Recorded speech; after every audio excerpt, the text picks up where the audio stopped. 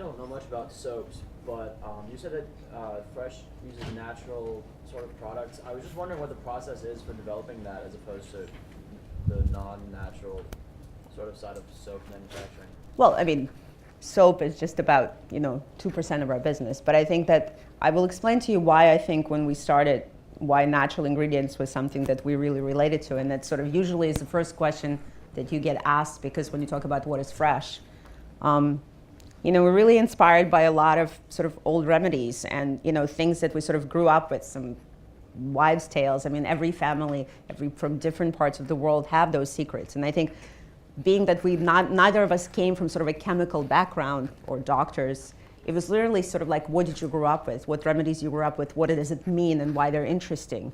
And I think that was sort of a way what sort of inspired us to look into it, and that's how you start your research. Both of our grandmothers used to use sugar on scrapes and cuts because it actually sort of healed it faster.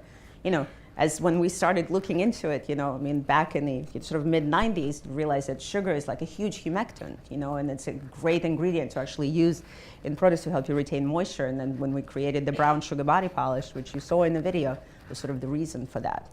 We had products that are based on, Japanese beauty secrets. We have a product called sake bath, which actually uses sake instead of water, with the bubble bath as well, and alkaline. I mean, the soaps, the creams. I think the natural is because it connects to the history, it connects to the truth.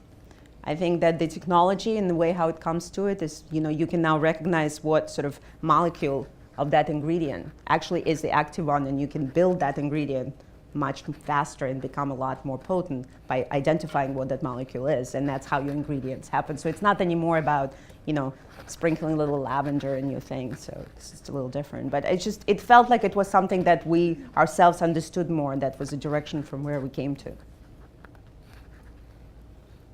But it's funny, it's a company that started with soap, and now about 60% of our business is skincare. But that also happens because we both got older. I think you look at what you need personally. I think whatever business idea you ever have, it comes from a personal need. Whether it's your personal need, or you really feel like you're missing it, or you feel there's a room for it, a space for it in the marketplace. But you have to believe into it yourself, because otherwise nobody else will. Sure. Hi, I'm Jenna. Hi, nice Jenna. to meet you. Thank you for coming. I actually use your products. I have a bunch of your candles. I'm actually wearing the lipstick right now. My question for you is, where do you see your product going in the future? What kind of new products are you looking ahead in creating? Well, there's, we sort of, the product development process goes on. We're right now finalizing sort of the direction for 2015. Things are sort of constantly in the advance, and there's a lot of exciting things that are happening actually, this year and next year. We're looking and evolving, continuing sort of the skincare. There's always many, we have an opportunity now to develop our own ingredients, and I think that it takes a lot longer. There's a sample of the fact where, we went from 5 to 60 products in 3 months.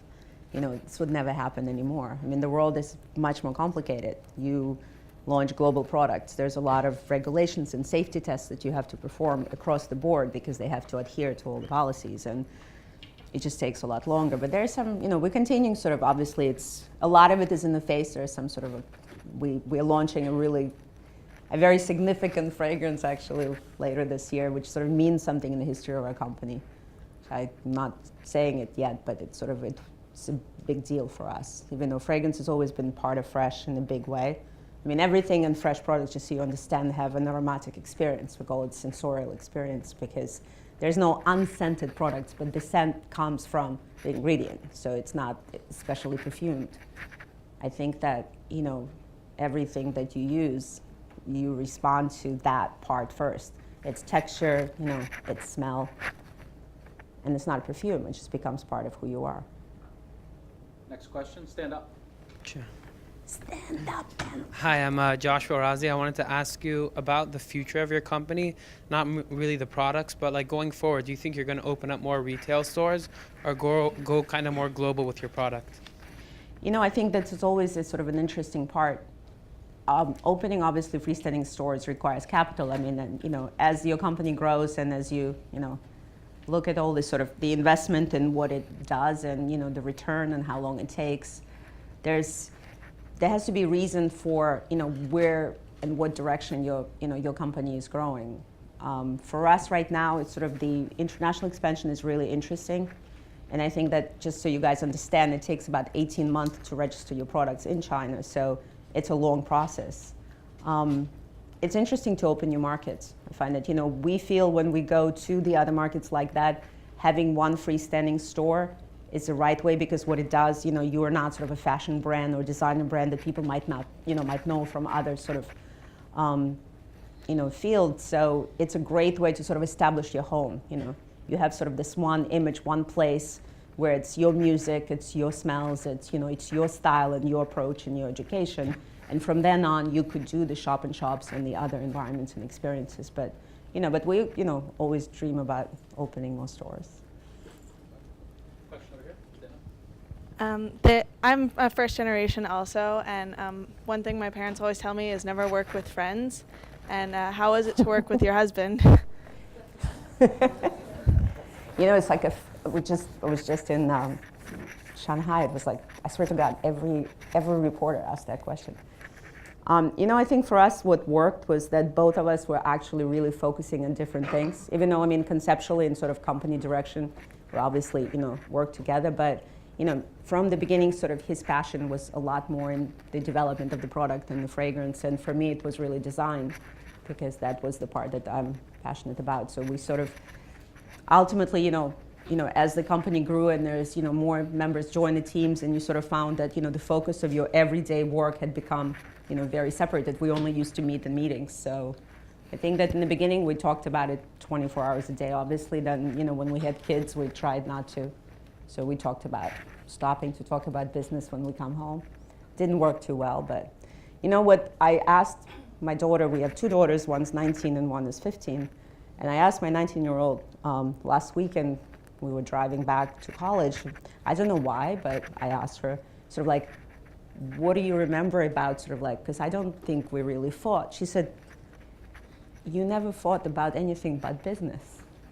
So it's like they've never really seen us fight about personal things. We never fought, but it was sort of debates. So they were exposed to debates, but they were always about sort of issues at work and not really anything to do with our life or our relationship. So she said that was actually pretty cool.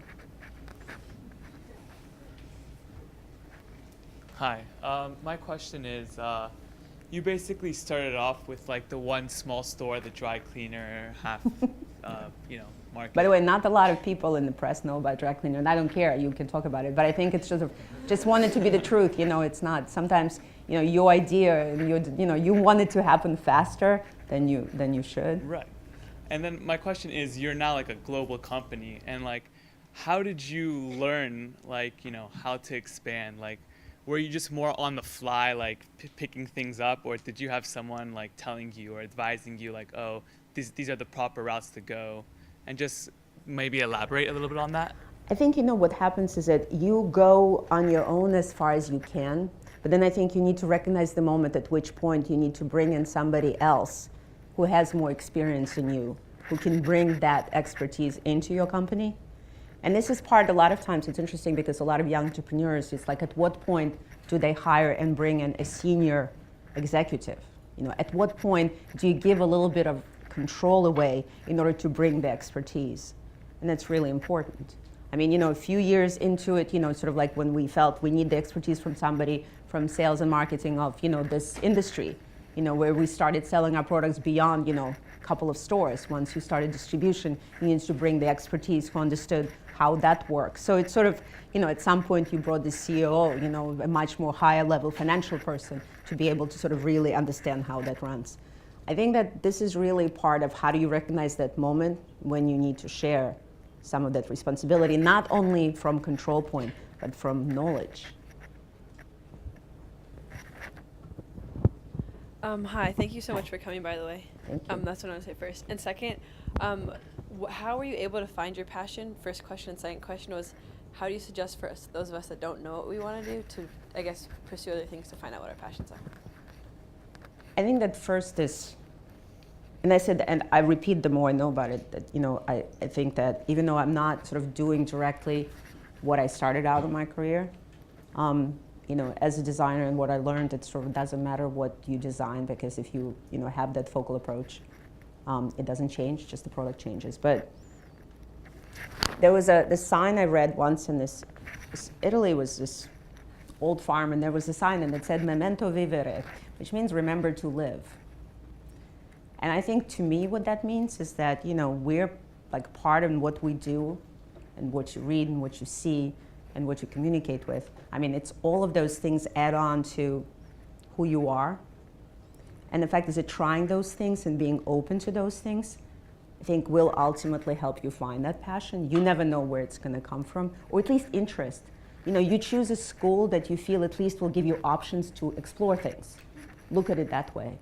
What can I explore? Where can I try? What can I listen to that might be, interesting to me? How do I use the time?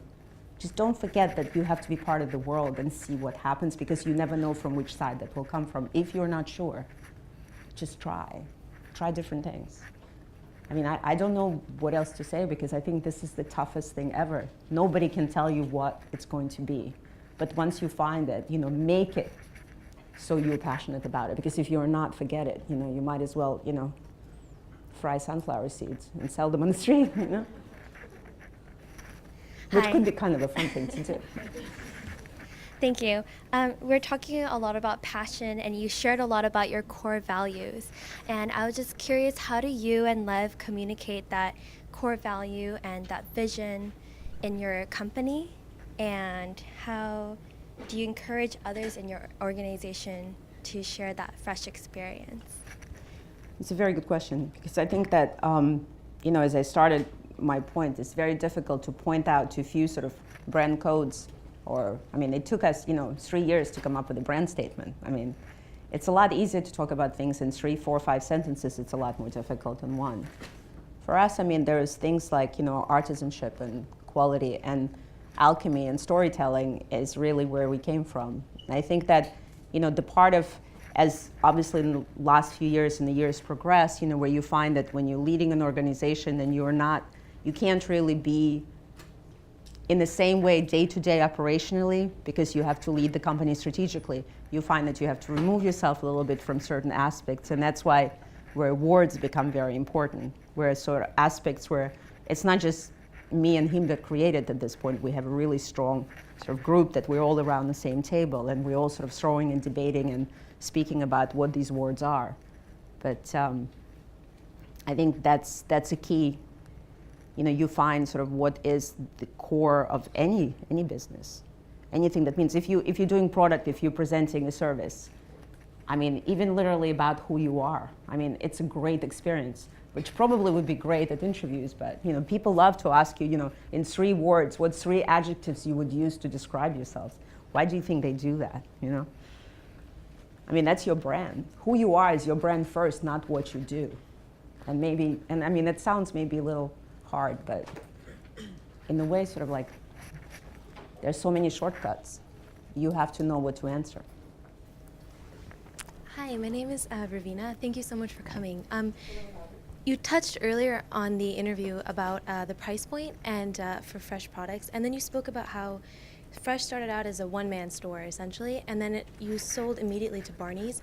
Can you touch a little bit about why that's your target consumer and about why that's your price point? I think because it was sort of at the time, I would say that, that's not necessarily, I think we talk about our target consumer wasn't necessarily, I think the person who shopped, we at the time looked at, there were people like us, what we appreciated, more educated consumer looking for something that wasn't so obvious, not driven by the name and the status symbol, but more by the quality and what's inside. So even when we started developing our products, the formulation was really what's the most important thing. In Fresh, even the names of the products are very simple. We have a product called Rose Face Mask. It's real rose petals in a gel base, basically melt on your skin when you massage it. It's one of the best sellers. It's an amazing product. Close your eyes, you think you're in Balinese spa, and somebody's doing flower mask. It's just called Rose Face Mask. It's not that simple. But I think for us, it was always sort of sugar face polish.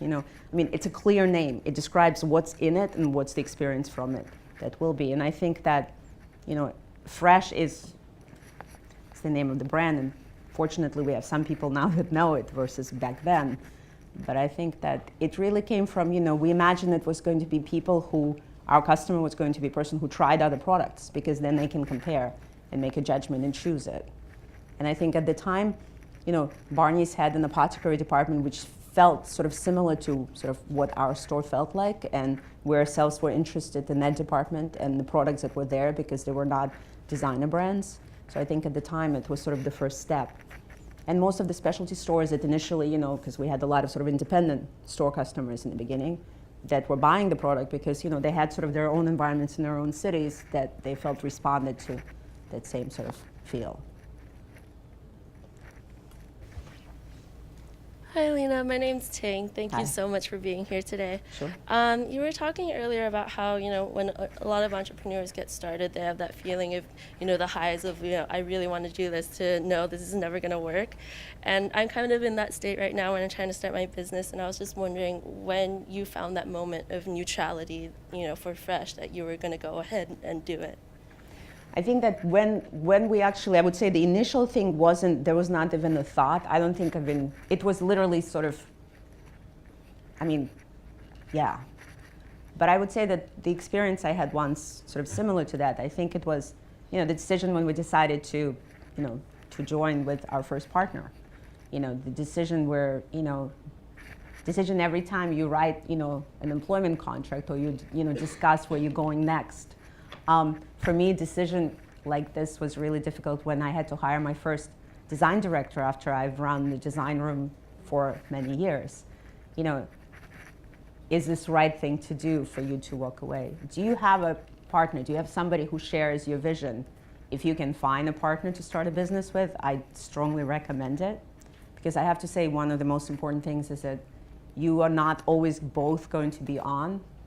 3 people is maybe more difficult because, but sometimes at the weaker moment, it's great if somebody could maintain sort of and be, the cheerleader, because sometimes you want to cry and somebody else needs to calm you down, or vice versa.